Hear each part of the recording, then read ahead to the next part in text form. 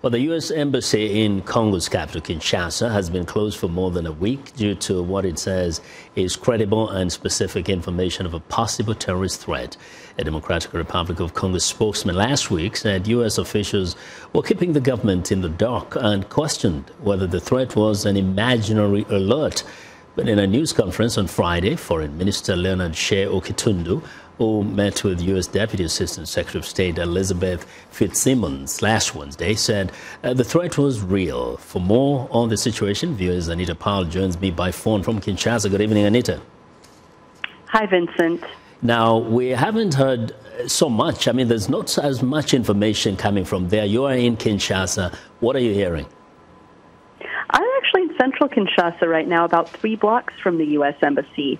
And I'm hearing about as much as you are, which is to say very, very little, which is unusual, to say the least, in a town like Kinshasa where information travels fast. The bottom line is the U.S. Embassy is repeating these points that they received a credible threat, the embassy is closed, end of story. And so everybody's interested and confused. Now, some people are saying this could be related to the upcoming elections there. What are you sensing from the streets of Kinshasa? Do people seem to be aware of any of such threats? Are they concerned at all?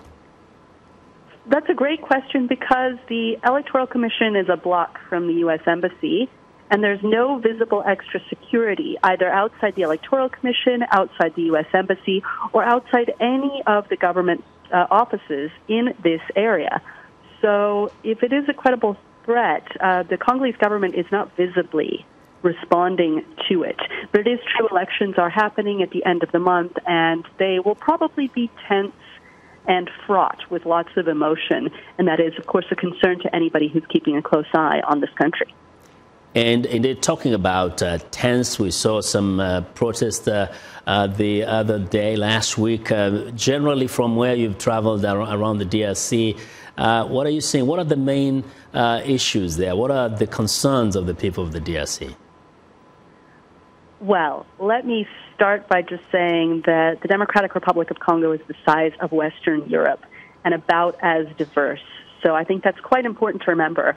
I went last week, to the eastern part of Congo, which is under the throes of the worst Ebola epidemic that Congo has had. So obviously that is a huge concern. But elsewhere in Congo, if you're talking generally, if you just pick a Congolese person at random, chances are that person will say, I'm concerned about high unemployment, I'm concerned about the economy, I'm concerned about basic services, about health, and about infrastructure, because these are concerns that are easily visible everywhere you go in this country.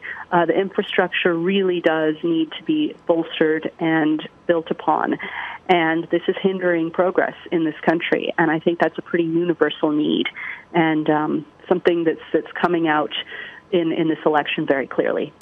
Anita, thank you very much for filling us in on what's going on in the DRC. We appreciate that. Thank you.